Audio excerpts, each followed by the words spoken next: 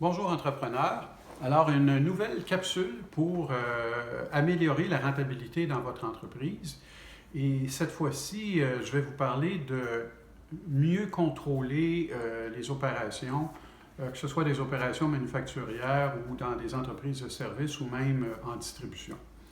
Alors, il y a un principe comptable, quelquefois, qu'on oublie d'appliquer à différentes choses. Et le principe comptable étant celui-ci, c'est que on va valider la justesse de nos informations. Par exemple, quand on fait un bilan, bien, quand on additionne les passifs et l'avoir des actionnaires, on est censé arriver à l'actif. Si ça ne balance pas, c'est parce qu'il y a un problème quelque part. Alors, quand on fait soit des soumissions dans des entreprises où on fonctionne par soumission, ou encore quand on évalue les coûts, soit du produit ou du service qu'on va vendre aux clients, on oublie souvent d'aller vérifier dans le réel si la soumission qu'on a faite, puis les temps et les matériaux utilisés correspondent vraiment à ce qui s'est passé.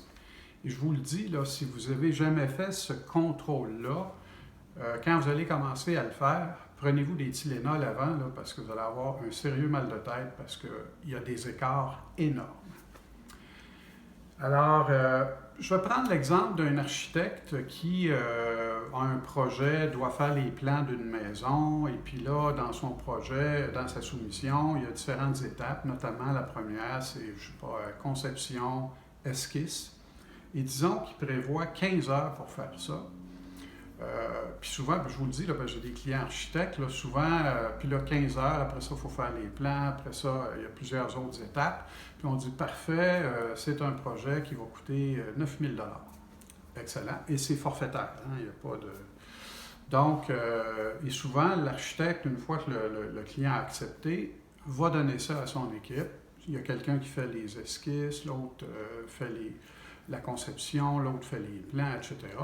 Puis souvent, les gens qui ont les travaux à faire ne sont même pas au courant des heures qui ont été soumissionnées dans le truc. Et ça, quant à moi, si on me donne quelque chose qui est supposé prendre 10 heures, puis moi je pense que je vais le faire en 25 heures, puis personne ne m'avertit, bien, il n'y a pas de panique. Fait que je vais mettre.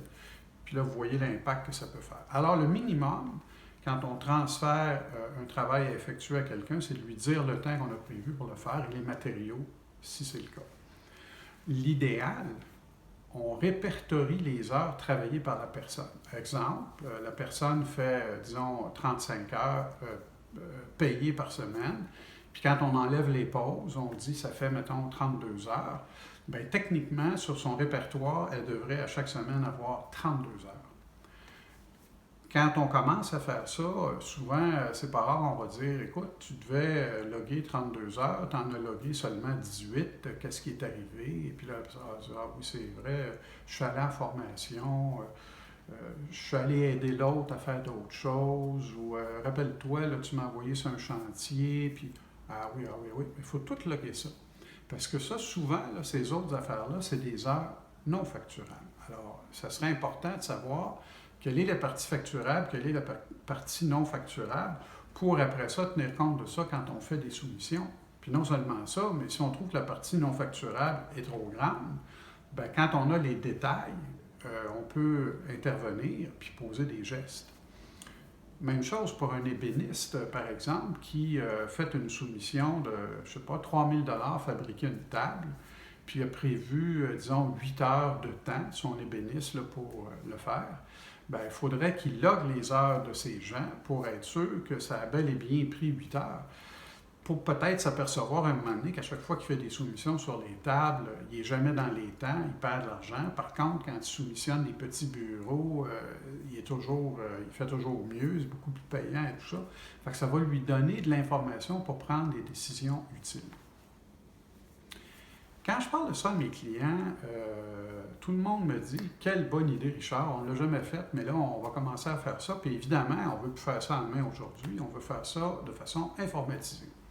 Beaucoup de mes clients ont des gros logiciels d'entreprise là, de type ERP, là, et ils disent « Ah, il va y avoir des modules là-dedans qui vont me permettre de faire ça, puis tu sais, je vais l'intégrer, puis après ça, ça va pouvoir aller à la paye, puis ça va être parfait. » Sauf que c'est long, c'est lourd, il y a toutes sortes de difficultés, c'est souvent très compliqué.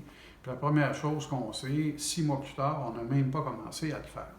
Alors moi, je dis, partez donc ça simple. Vous voulez le faire de façon informatique, un petit fichier Excel. Dans toutes les entreprises, les gens connaissent Excel. Puis dans toutes les entreprises, habituellement, il y en a un là, que c'est vraiment un expert d'Excel. Fait que lui, il peut bâtir quelque chose un petit peu plus robuste, avec des menus déroulants, là, pour pas que les gens viennent taper, là, qu'ils ont juste à cliquer sur les trucs. Et l'idée, c'est qu'il faut s'assurer, à chaque semaine, que 100% des gens ont rentré 100% de leurs heures. Et si ce n'est pas le cas, il faut leur revenir, il faut les discipliner un peu. Puis après ça, on va commencer à avoir de l'information pour pouvoir gérer. Je vous donne 2 anecdotes. La première, c'est un ébéniste d'un genre un peu spécial au sens où il ne fait rien de manuel, tout est fait par robot. Alors, il fait des pièces hautement sophistiquées. Et évidemment, lui fonctionne par soumission. Et avant de faire l'exercice dont je vous parle, il avait prévu que quand il mettait 10 heures sur une soumission, 10 heures de temps, il y avait 1,5 heures qui était de la valeur non ajoutée, c'est-à-dire peut-être que le gars arrêtait la machine pour aller aux toilettes ou passer un petit coup de balai. Fait qu'il avait prévu 15%. Quand il a fait cet exercice-là, il s'est rendu compte que le 15% était en fait 45%. C'est pas rien, là. Alors là, il a compris pourquoi dans certains jobs, il ne faisait pas d'argent, puis etc. Et il a fallu qu'il révise un peu ces trucs, de 2 façons. Un, en augmentant un peu les heures, puis 2, exemple, les gens arrêtaient le robot pour aller vider une vanne. Les gens, eux, qui opéraient le robot, étaient payés 22 de l'heure, alors qu'ils pouvaient avoir, à cette époque-là, au salaire minimum, à 9 des gens qui auraient pu aller vider la vanne. Alors, ça te donne des outils là, pour mieux gérer ton entreprise.